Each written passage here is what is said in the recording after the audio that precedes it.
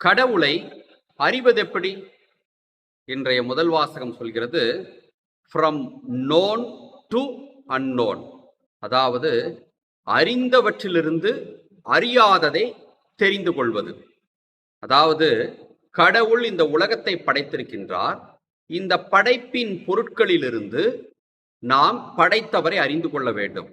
ஞான வாசகம் நமக்கு அழகாக சொல்கின்றது, படைப்பின் பொருட்களிலிருந்து, அவற்றின் அழகிலிருந்து, அவற்றின் மேன்மையிலிருந்து அடுத்து நிலைக்கு நாம் செல்ல வேண்டும். படைத்தவரை நாம் அறிந்து கொள்ள வேண்டும்.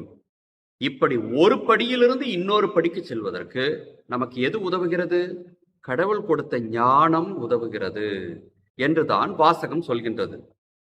ஒருவேளை ஒரு சிலர் என்ன செய்கிறார்கள் என்று கேட்டால், படைப்பு பொருட்களின் அழகிலேயே மயங்கி முதல் படியிலேயே நின்று விடுகின்றார்கள்.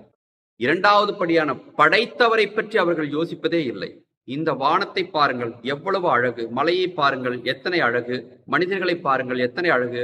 மலரை பாருங்கள், என்ன நறுமணம் என்று சொல்லி படைப்பு பொருட்களை பற்றியே அழகில் மயங்கி கிடந்து விடுகிறார்கள்.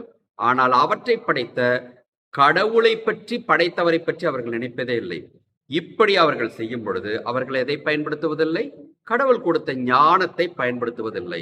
இப்படி செய்தால் அவர்களுக்கு அழிவு நிச்சயம் என்பதையும் ஞான வாசகம் இன்று மிக குறிப்பிட்டு காட்டுகிறது என்பதை அறிந்து கொள்வோம்.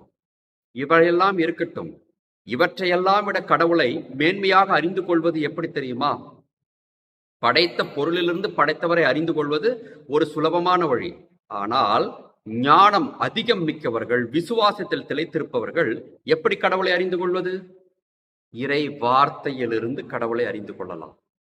நற்கருணையிலிருந்து கடவுளை அறிந்து கொள்ளலாம். இதுதான் கடவுளை அறியக்கூடிய மிக மேன்மையான வழி என்பதை இயேசு பலமுறை நமக்கு சொல்லியிருக்கின்றார்.